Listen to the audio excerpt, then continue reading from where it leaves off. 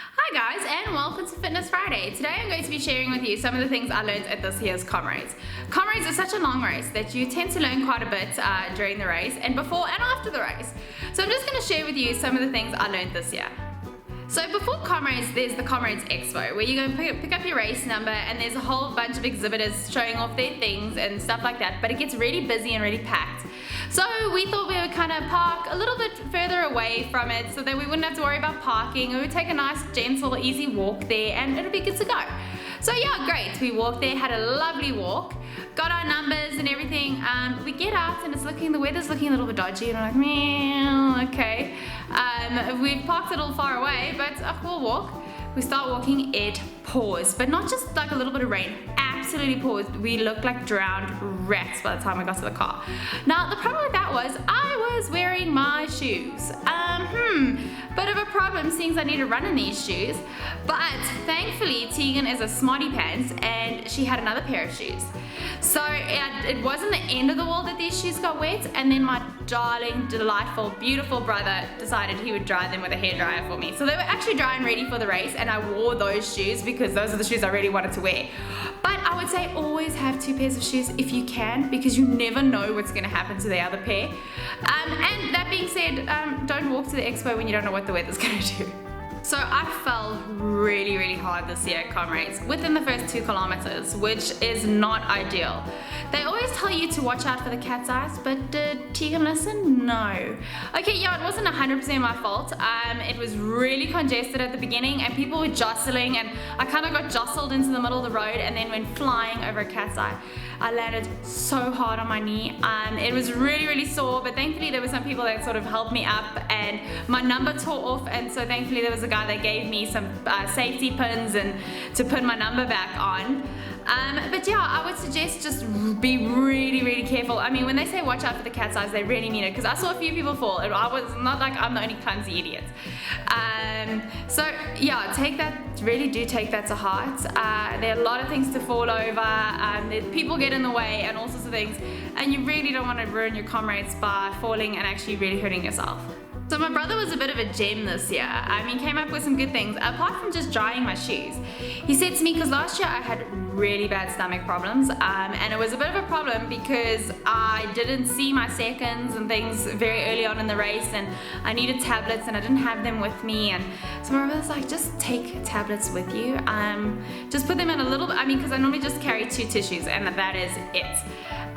But I just put them in a little plastic bag, and I took some stuff for my stomach, and then I took painkillers as well, which ended up, okay, I know they say don't take painkillers, so don't listen to me, don't take painkillers because, you're not supposed to, but in all fairness, they came to my advantage.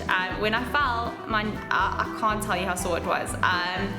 I was like, you know what, if I hadn't trained that hard for this Comrades, and if it wasn't, because I want to do 10 consecutive Comrades, and then on the actual 100th running of Comrades, like 100 Comrades, because it's going to be the 100th Comrades, not next year but the year after, but that's 100 since Comrades started, but this one will be 100 Comrades, actually run Comrades, and then it'll be my 10th one on that one, and I really want to get 10 on that one, so I can't miss a single one.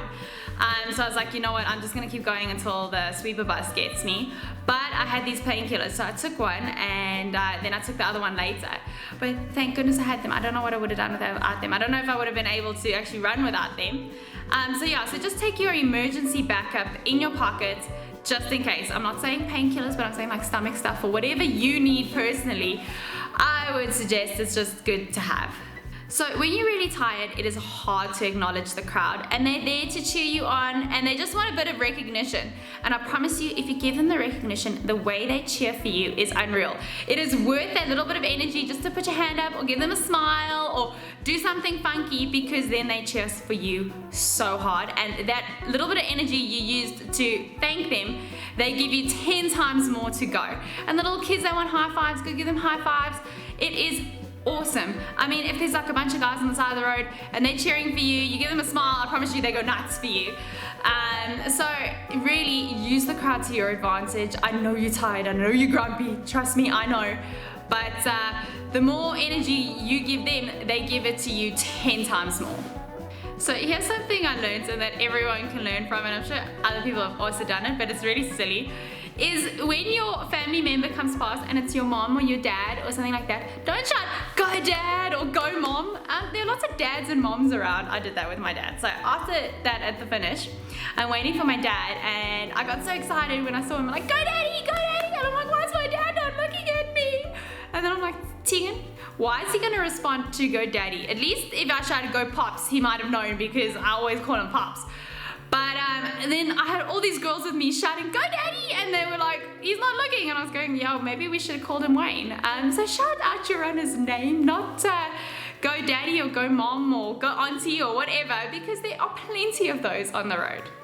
Well, those were only a very few amount of things that I learned this year, and just a few of the fun things. I hope you enjoyed them, and I'll see you next week.